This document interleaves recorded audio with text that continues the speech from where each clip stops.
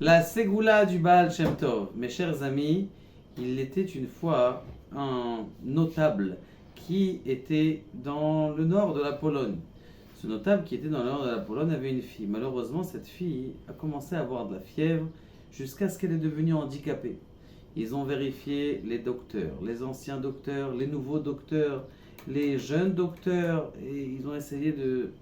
Jusqu'à ce que la femme de ce notable-là dit, écoute, j'ai entendu un nom, Baal Shem Tov.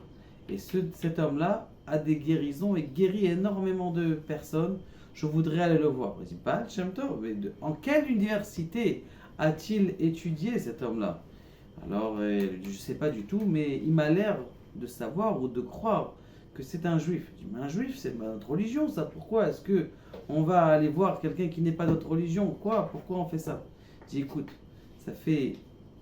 On va vérifier le dernier docteur, un vieux docteur. Si il dit quelque chose de bien, eh bien, on continue. Sinon, il y a un docteur qui arrive. Ce docteur se présente dans la maison. Il fait toutes les vérifications de cette petite fille. Il dit, écoutez, je n'ai rien à faire, je suis désolé. Et voici mes honoraires d'être venu et avoir fait la visite. Mais je ne crois pas que votre fille pourra marcher. Les parents pleurent. Comment notre fille, si belle, si gentille, notre seul enfant, comment est-ce qu'on va lui laisser continuer sa vie d'une telle sorte? Et donc, ce qui s'est passé, c'est que le mari a bien accepté et a été d'accord d'amener sa fille chez le Baal Shem Tov. Il arrive là-bas en calèche. Il pose la calèche et le Baal Shem Tov était en train de fumer sa pipe.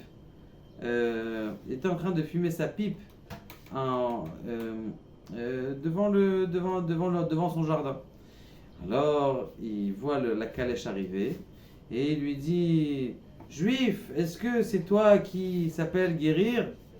Alors, la calèche, elle s'est arrêtée, elle s'est posée. Et lorsqu'elle s'est posée, ce qui s'est passé tout simplement, c'est que il a dit à la fille, le Baal Shem Tov, il lui a dit, lève-toi.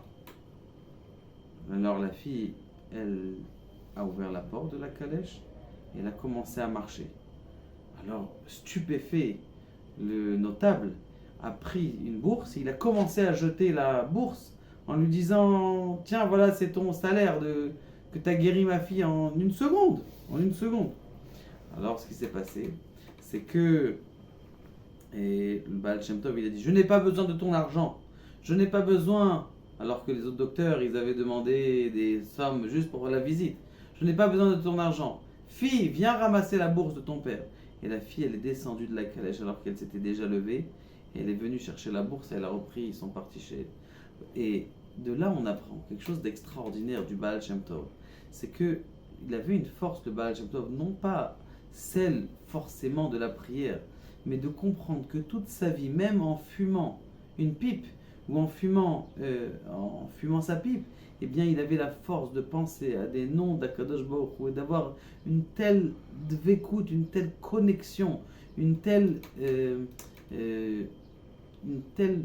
performance de lien avec Dieu que toute sa vie, elle était autour du lien avec Dieu et il a réussi à faire en sorte que la spiritualité arrive dans ce monde-là et à guérir cette fille-là.